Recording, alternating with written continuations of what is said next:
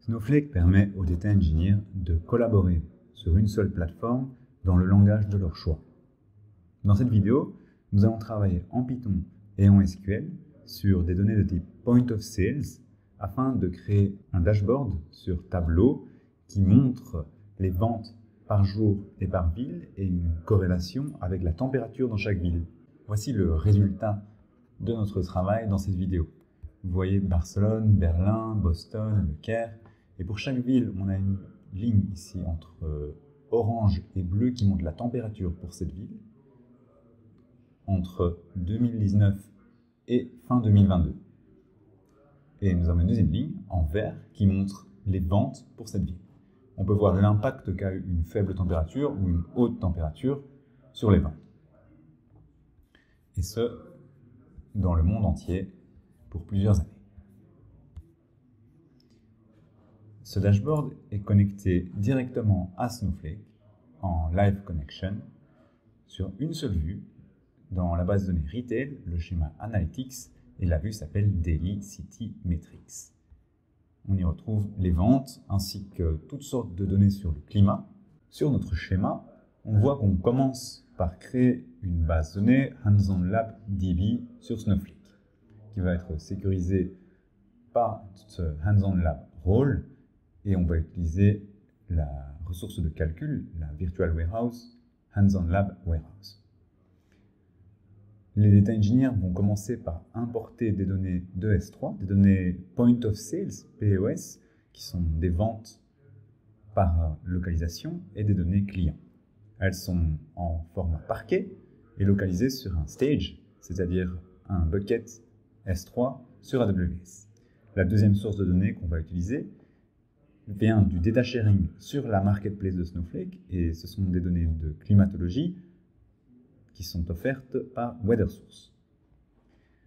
Ensuite, on va diviser en 3 layers, le layer Raw, le layer Harmonized et le layer Analytics.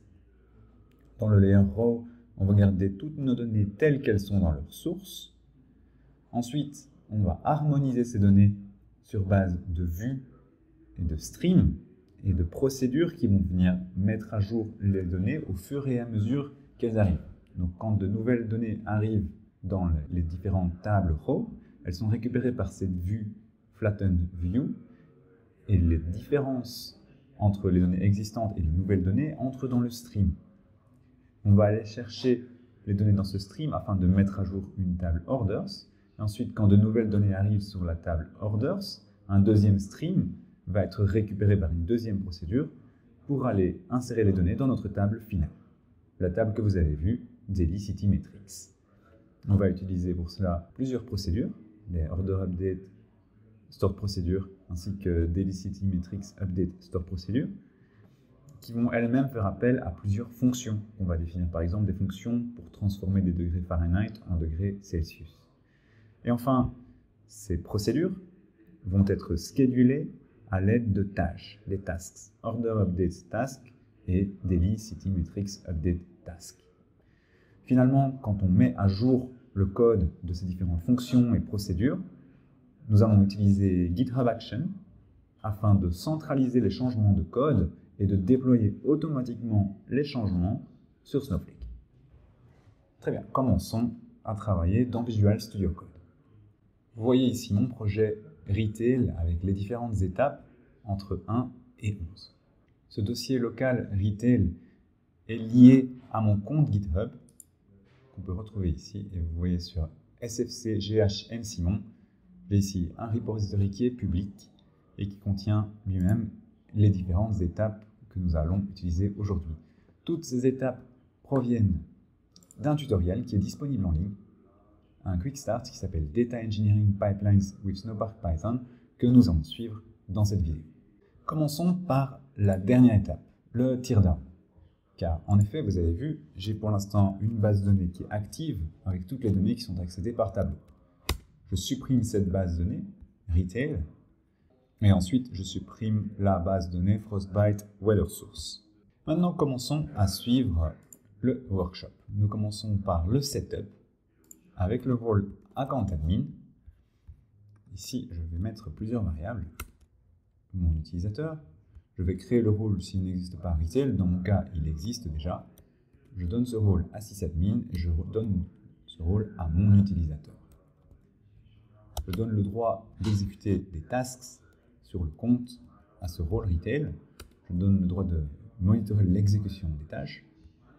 Je donne les droits d'accès à la base de données Snowflake à ce rôle retail. Et je vais créer la base de données retail que nous allons utiliser dans cette vidéo. L'ownership de cette base de données retail est pour l'instant au rôle account admin. Je la donne au rôle retail. Je crée la warehouse si elle n'existe pas. Hands-on de la warehouse, elle existe déjà. Maintenant, nous allons utiliser le rôle retail, la warehouse, hands-on de la warehouse, la base de données retail, et nous allons créer les schémas nécessaires. J'exécute ces commandes. Ensuite, dans le schéma external, nous allons créer un file format en Parquet qui va être utilisé pour importer nos fichiers.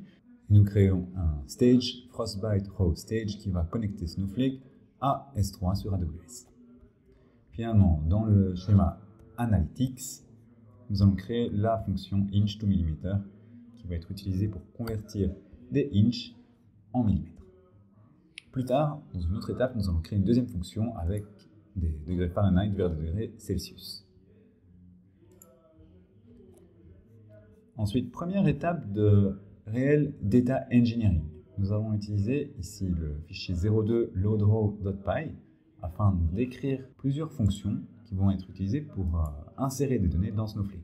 Première fonction, loadrawTable, va insérer une source de données dans une table sur Snowflake. Donc, on va voir les données dans le stage qui est concerné, et ensuite on va faire un data frame copy into table afin d'insérer dans cette table. Et la deuxième fonction load all raw tables va tout d'abord resizer la warehouse. On va utiliser une warehouse extra large pour l'import de données, et ensuite je vais créer une loop, une for loop qui va utiliser la fonction low raw table pour chacune de mes tables. Donc nous avons plusieurs tables, les order header, les order retail, et ce pour chaque année, et on va insérer toutes les différentes tables. Et finalement, quand l'insertion des données est finie, nous allons resizer la warehouse extra small afin de ne pas consommer inutilement des crédits sur Snowflake. Finalement, j'ai une fonction de validation qui sert de debugging pour vérifier que les données ont été correctement insérées, que je ne vais pas utiliser cette fois-ci, je la mets en commentaire. Et maintenant, je peux tout simplement utiliser Python 3.8 afin de lancer l'étape 02. Et voilà, ça va lancer l'import de données directement dans Snowflake. Donc depuis Python, ici, localement, je vais utiliser mes deux fonctions afin d'insérer dans Snowflake. Maintenant, je vois que j'ai un message loading country, puis franchise, et je vais avoir ça pour chaque table. Si je vais maintenant dans mon query history sur Snowflake, ici dans le query history, j'ai le rôle account admin, je peux voir toutes les requêtes qui sont exécutées sur Snowflake. Donc, mettons à jour le query history. Et on voit maintenant que je suis en train de faire tourner des copy into, et ceux de mon stage que j'ai créé avant, pour chaque table. Pendant que nos données sont en train d'être insérées depuis S3, on va aller récupérer l'autre partie des données dans la marketplace de Snowflake. Dans ce cas-ci, nous avons besoin de données de weather, donc je fais une recherche weather dans la marketplace, et on voit que weather source offre des données. Et dans ce cas-ci, nous allons utiliser le free sample, l'échantillon gratuit weather source Frostbite. Je clique sur get afin de récupérer l'échantillon nécessaire, et ensuite j'ouvre les options. Pour notre usage, je vais renommer la base de données Frostbite weather source. Je vais donner l'accès à cette base de données. Voilà, get. Et ça y est, les données nécessaires pour le climat sont accessibles depuis Snowflake. On peut voir en effet Frostbite weather source, endpoint ID et les différentes vues de forecast de climat sont accessibles depuis Snowflake. Comme ceci, on peut voir le postal code, la ville, le pays et toutes les informations de climatologie. Maintenant, avec la troisième partie, où on va créer une vue, ici, donc dans le script 04 createPostView, on a une fonction createPostView qui prend comme argument la session avec mes credentials de Snowflake et qui va aller chercher les différentes tables. Donc on va aller chercher la table truck, la table menu, la table location, order retail, order header. On va renommer certaines colonnes dans order header et dans franchise. On va joindre toutes ces différentes tables et on va sélectionner seulement les colonnes qui nous sont nécessaires. Finalement, avec l'argument create or replace view, on va créer la view post-flattened qui va unir toutes nos différentes sources. Et enfin, on va créer un stream sur cette vue. C'est-à-dire qu'à chaque fois qu'une des tables en dessous de cette vue va avoir des changements, des nouveaux records qui sont insérés dans cette table, ils vont être détectés et traqués par ce stream. Lançons avec Python le script numéro 4. On peut voir qu'on a créé le stream sur la vue post-flattened view, et qu'on a créé la view post-flattened view en quelques centaines de millisecondes. La prochaine étape est de créer les fonctions que nous allons utiliser afin de modifier les données. La première fonction qu'on va créer est une fonction toute simple de Fahrenheit vers Celsius qu'on va créer en Python. Et dans ce cas-ci, on l'a créé en Python pur avec la formule bien connue pour transformer des degrés Fahrenheit en degrés Celsius, enlever 32 et multiplier par 5 neuvièmes. Je peux tester cette fonction localement en Python app.py. Je dois être dans le bon repository. Je vais dans 0.5. Et ensuite que je lance Python app.py, je peux lui donner un argument, par exemple 35. Et je vais voir que c'est équivalent à 1,6 degrés Celsius. Enfin, quand je veux déployer cette fonction vers Snowflake, j'utilise la commande snowfunction create. Et SnowCLI, ici qui est installé sur mon Mac, va récupérer cette fonction, elle va la zipper avec tous les requirements qui sont nécessaires à la fonction. Si les requirements sont disponibles sur Anaconda, il les télécharge. S'ils ne sont pas disponibles directement, il les insère depuis mon PC et il les zip et il les envoie sur Snowflake dans un zip. Ensuite, il crée la fonction afin qu'elle soit disponible sur Snowflake. On voit ici avec un import app.zip, l'app est créée sur Snowflake. On peut la tester directement depuis la command line. Pour cela, on utilise snowfunction execute, on donne le nom de la fonction et on donne les arguments qui sont nécessaires. Donc si je le refais encore une fois avec 35 degrés Fahrenheit, on voit que là c'est exécuté sur Snowflake et on voit le résultat 1,6666. Allons vérifier l'exécution dans le query history. On retourne sur Snowflake, on met à jour le query history. On voit que la fonction a été créée, create or replace function Fahrenheit to Celsius, et on voit que je l'ai testé une fois avec ce select Fahrenheit to Celsius UDF qui a été exécuté ici en 749 millisecondes. Voilà pour les fonctions, et ça fonctionne de la même façon pour les stored procedures. Donc ici, j'ai créé une stored procedure en Python dans app.py et je lance beaucoup plus de requêtes dans cette stored procedure. On voit qu'elle est définie en Python. Ici, ce que je vais faire, c'est que je vais vérifier que mes tables existent, ensuite créer les tables si elles n'existent pas. Et finalement, l'attrait principal de cette procédure, ici, c'est de venir merger mes nouvelles requêtes dans ma table. Donc à chaque fois que je vais avoir un order, une commande qui arrive, je vais merger les updates dans la table. Donc on va voir dans 0.6, orders update. On va d'abord changer la taille de la warehouse, utiliser une warehouse extra large juste pour faire le processing, et à la fin on retourne sur extra small, on ne va pas utiliser inutilement des ressources de calcul. Et à l'intérieur, on va définir de façon programmatique les colonnes qui doivent être updatées. Donc on va voir les colonnes ici, source colonne avec une for loop, et on va trouver les colonnes automatiquement. Et ensuite on va rajouter une colonne, metadata updated at, où on va voir le temps d'update.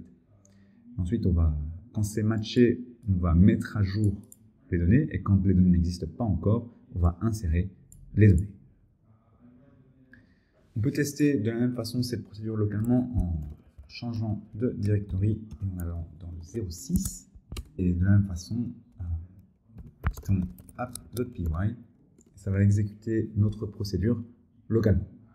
Donc ça va exécuter toutes les commandes en Python qui sont ici dans le main, c'est-à-dire que ça va créer les tables et ça va lancer le merge. Le message Successfully Processed Orders est retourné comme c'est défini à la fin de la procédure. On voit que la procédure s'effectue correctement, donc on peut enregistrer la procédure sur Snowflake avec Snow procédure create, ce qui va aussi zipper tous les éléments nécessaires à la procédure et les envoyer sur Snowflake et ensuite créer la procédure sur Snowflake sur base du zip. Finalement, on peut tester la procédure de la même façon qu'avec les fonctions, avec Snow procédure execute -p order update store procedure. Et là, ça va exécuter la procédure directement sur Snowflake. On peut aller vérifier son fonctionnement dans le query history. Ici, depuis Snowflake, si je mets à jour le query history, on voit que j'ai d'abord manuellement exécuté le merge, ici en dessous, qui a pris 1 minute 16. Ensuite, j'ai créé la procédure, et on voit que j'ai appelé la procédure à la fin directement depuis Snowflake pour la tester.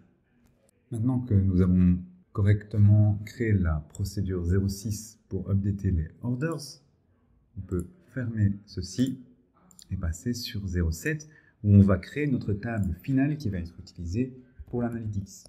Donc je passe dans le folder 07 et on peut voir ici avec app.py que je vais créer une table daily city metrics. Je vérifie si la table existe. Si elle n'existe pas, à partir de la ligne 17, on définit la fonction pour créer cette table, analytics daily city metrics, de laquelle on définit le schéma. Ici, on définit le schéma. Finalement, si cette table existe, on va merger et mettre à jour les données dans cette table. De la même façon, on va utiliser une warehouse extra large juste pour le processing et puis la rendre en taille extra small à la fin du processing. Et ici, nous allons définir des agrégations sur base de plusieurs tables. On va joindre ces tables, on va agréger ces tables sur plusieurs colonnes. Et finalement, une fois qu'on a agrégé les données, on a le résultat de ces données qui est défini dans les data frames en Python.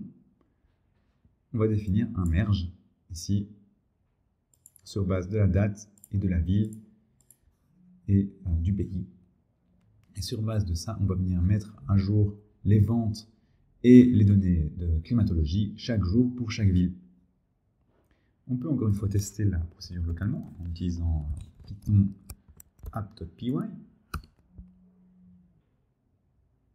On voit qu'ici, il y avait 0 records dans le stream et que ça a successfully processed daily city metrics. On a le message correct ici de succès.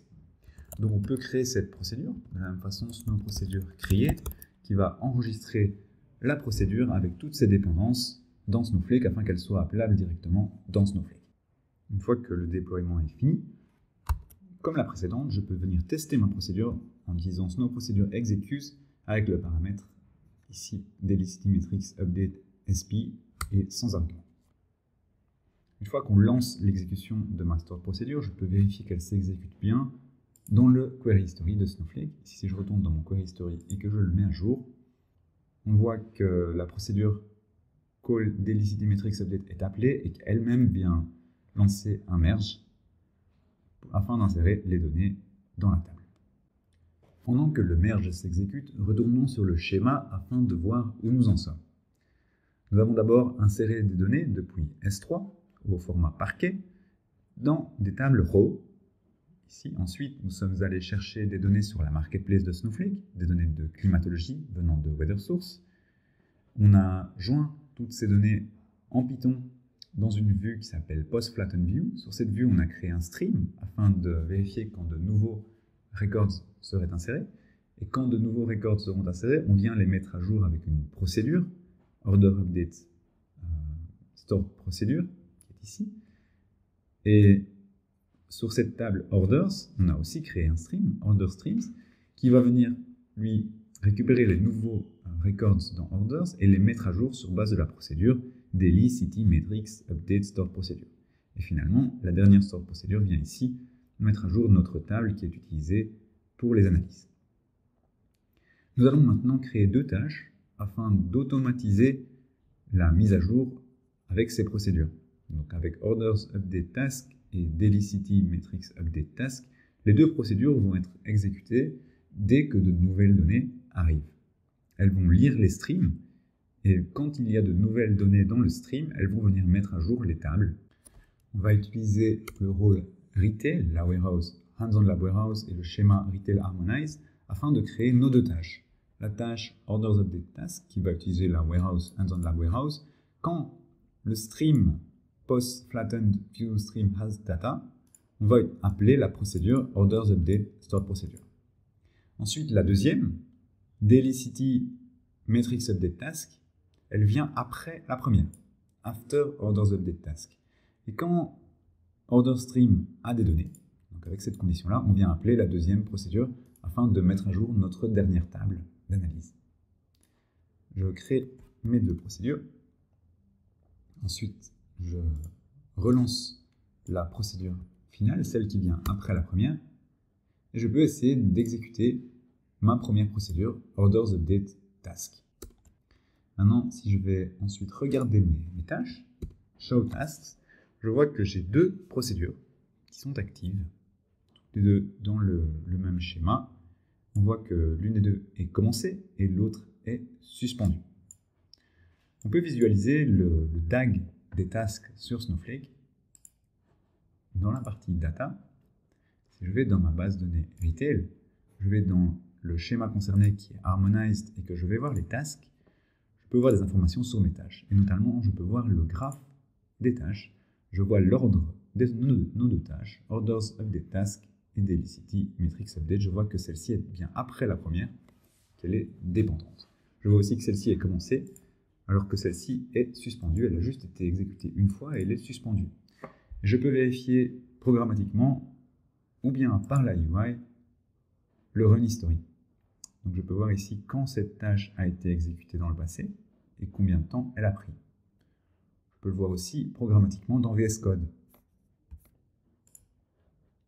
Donc ici, en allant voir Information Schema Task History, je peux aller voir quand ma tâche a été effectuée, quand elle a été effectuée avec succès et quand elle a été skippée.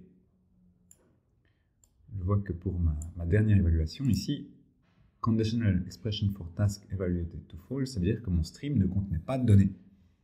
En effet, je n'avais pas inséré de nouvelles données dans mon stream, donc il n'y avait rien à processer. C'est ce qu'on va faire ensuite, c'est on va insérer de nouvelles données. Pour l'instant, nous avons 3 ans de données dans notre table, et on va insérer la dernière année de données ensuite. Avant cela, retournons voir un petit peu notre dashboard sur Tableau.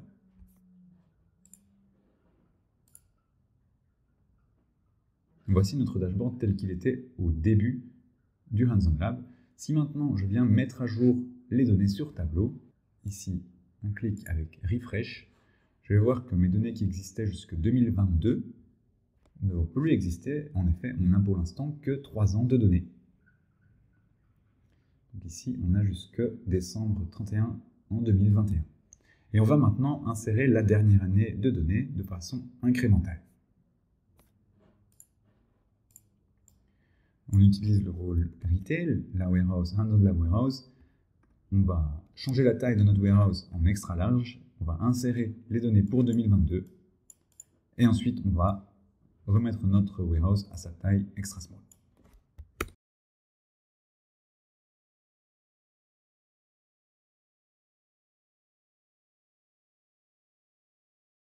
Une fois que les copy into sont exécutées, on peut retourner sur le schéma Harmonized et lancer la tâche Orders Update Task. Maintenant que notre stream a récupéré les nouvelles données, on devrait voir que notre tâche va s'exécuter correctement.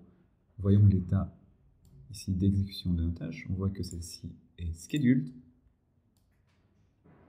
mais pas encore faite. Si on relance cette même requête, on voit que la tâche est maintenant executing.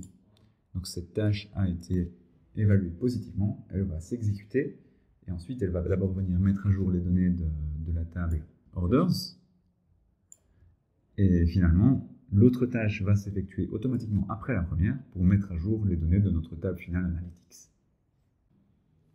On peut aussi voir le résultat sur l'interface SnowSight où maintenant quand on voit nos tasks Dailycity Metrics et Orders Update Task, on voit qu'il y a une tâche qui est exécutée.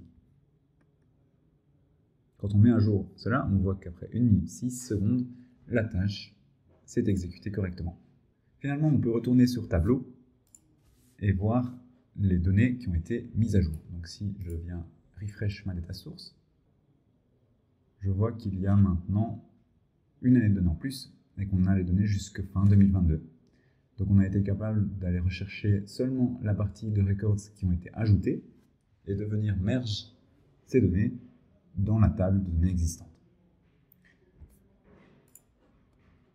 Dernière partie du Hands-on Lab, on peut déployer des fonctions par GitHub Actions. Dans ce cas-ci, je vais remplacer ma fonction Fahrenheit ou Celsius avec une librairie externe. Retournons dans le dossier 5, app.py, et ici, dans ma V1, je n'utilisais pas de librairie externe, je transformais simplement mes degrés Fahrenheit en degrés Celsius de façon mathématique. Dans la V2, je vais utiliser SciPy, et avec SciPy, j'importe cette librairie, et je vais utiliser Convert Temperatures, Float Temperatures, mon input, de F à C. Et cette librairie SciPy avec Convert Temperature, elle va automatiquement définir la façon dont c'est converti. J'ai mis à jour ici quelques lignes de code, j'ai supprimé une partie de mes lignes et j'en rajoute quelques. Je crée une nouvelle version d'app.py. Une fois que j'ai fini de travailler, je peux commit mes changements. Donc ici dans Retail, je vais mettre nouvelle version F2C, Fahrenheit to Celsius. Maintenant je commit ça. Une fois que c'est commit, si je vais sur mon GitHub, je vais voir qu'en rafraîchissant la page, j'ai normalement eu un nouveau commit ici, just now, dans Fahrenheit to Celsius, mon app.py vient d'être mis à jour. Et si je vais dans les actions qui ont été définies sur mon GitHub, je vois qu'ici j'ai une nouvelle action, Deploy Snowpark Apps, qui se lance à chaque commit. Et dans mon commit ici, nouvelle version de F2C, je peux voir que mon action Deploy to Snowpark est en cours. Le job est setup, ensuite il setup Python, il installe les packages qui sont nécessaires, SciPy dans mon cas, et il déploie les apps sur Snowflake. Donc maintenant il va utiliser SnowCLI afin de se connecter à Snowflake et de déployer tous mes changements sur Snowflake. Si je vais de l'autre côté dans le query history sur Snowflake, je vais voir que mes apps ici sont en train d'être déployées sur le compte. Je vais voir ici que je suis en train de lancer des Create or Replace procédures et Create or Replace function sur mon compte automatiquement depuis GitHub parce qu'une nouvelle version de Fahrenheit to Celsius a été créée. C'est comme ça que je viens intégrer GitHub Action avec Snowflake. Nous avons fait maintenant un tour complet de l'import de données, de l'acquisition de données à la marketplace, ensuite tout le data engineering avec les jointures et les agrégations qui sont nécessaires sur cette donnée. On a créé des streams sur la vue afin de venir rechercher seulement les données qui ont été ajoutées par après. Et avec des procédures, on vient récupérer ces données, les préparer. Ensuite, on schedule ces procédures avec 2 tâches. Et enfin, on a testé en insérant de nouvelles données sur 2022 que les 2 procédures venaient correctement identifier les nouvelles données et les insérer dans ma table. Finalement, on est venu faire un changement sur notre fonction Fahrenheit to Celsius. On l'a déployé sur GitHub et avec GitHub Action, on est venu déployer ce changement sur Snowflake. Vous pouvez retrouver l'entièreté de ce Hands-on Lab sur quickstart.snowflake.com et vous pourrez refaire les 14 étapes de ce Quick Start où vous pourrez essayer Snowpark, vous pourrez essayer SnowCLI et vous pourrez tester par vous-même la collaboration entre des utilisateurs de Python et des utilisateurs de SQL sur Snowflake. Enfin, vous pourrez trouver des ressources et des workshops un peu plus avancés pour travailler avec Snowpark afin de rendre le travail de votre équipe de Data Engineers plus simple et plus efficace.